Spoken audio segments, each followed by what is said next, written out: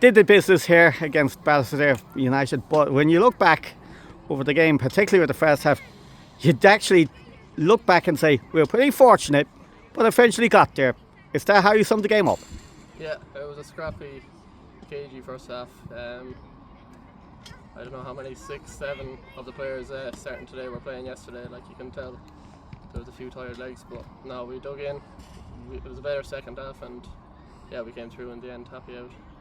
And the big scares came when they hit the post and they hit the crossbar within a couple of minutes of each other, and they forced James Robertson into a fine save early in the second half as well. Yeah, I suppose if it wasn't for Robbo, like with a few good saves, it would have been a different story. Yeah, probably a slow start, but yeah, we did win. So Dan O'Malley finally got us off the mark with a poacher's effort, and then Alex wrapped it up late on with a very cool finish, and that puts us into the next round. Yeah, exactly. We're into the open draw now. It's all about getting through. Like it mightn't have been pretty, but into the next round now. So it'll be interesting to see who will be the other 63 names that will be joining us into the draw next week. Of course, we have a lot of the lads has experience of the open draw before. Last year was home games. I know it's a few years in which there was a big trip away and overnight and all that. But I say, as a player yourself, I say you don't really care who you get in the draw, and you're going to take the game on and do it as well as you can. Yeah, exactly. I suppose like we are a young team, but this team, they have plenty of experience, like down through the years. Last year we've been together for the last 3-4 years, same group of lads. So yeah, looking forward to the draw. Yeah, and a lot of the lads playing in the under 21s yesterday. That was a very intense game against Celtic, and they did really well to win 4-1, and that was a great result. Yeah, they stood up to Celtic, better team by fair, and yeah, shows how much they've come on in the last while. And in the new year, we've got the Connacht Cup and playing against Sligo opposition again, this time Carbery, a team that we haven't done particularly well against in the latter half of the last decade when we faced them a few times. So I don't know what they'd be like now, but I'd say it's certainly a game we can't take for granted if we're going to look that far ahead. Yeah, seem to be a bogey team for us, but yeah, we'll work hard during the winter and we'll be ready for them. Indeed, thank you very much. Thank you. So we've done it into the last 64 of the FAI Junior Cup, but we certainly didn't have it our way. We were pretty lucky to go 0-0 at half time, but once we got the early goal from Dan in the second half, it settled us down a bit with a few substitutions, and then Alex to push the icing on the cake late on. So we got it out of jail in a sense. Yeah, but we did. Without a doubt, we were leggy and off the pace in the first half.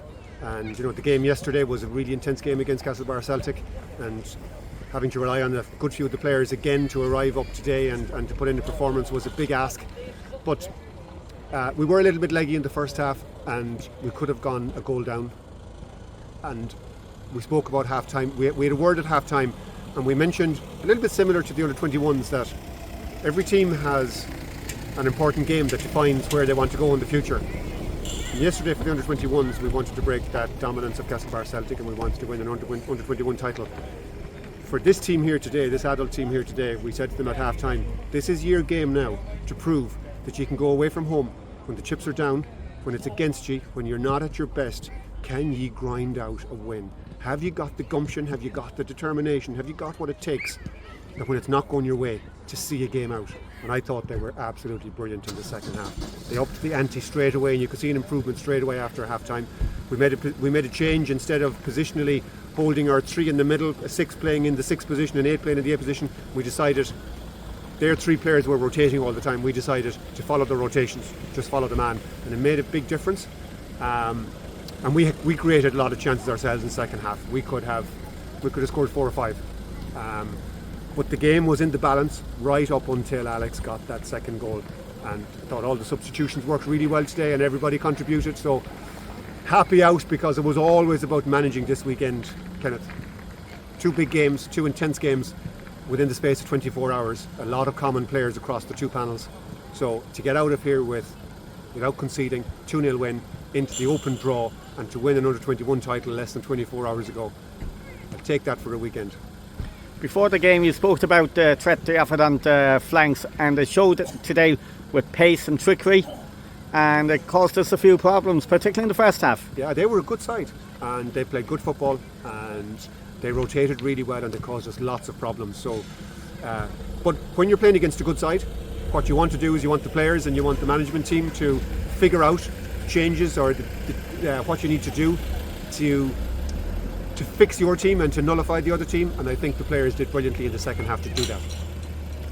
So Ballisodare themselves, I'm sure we have to wish them the very best of luck for the rest of their season in the Sligo Leitrim League and Connacht Cup and whatever competition they're in. Yeah, they haven't lost many games. I think they've won all their games in Sligo so far. They're top of the league.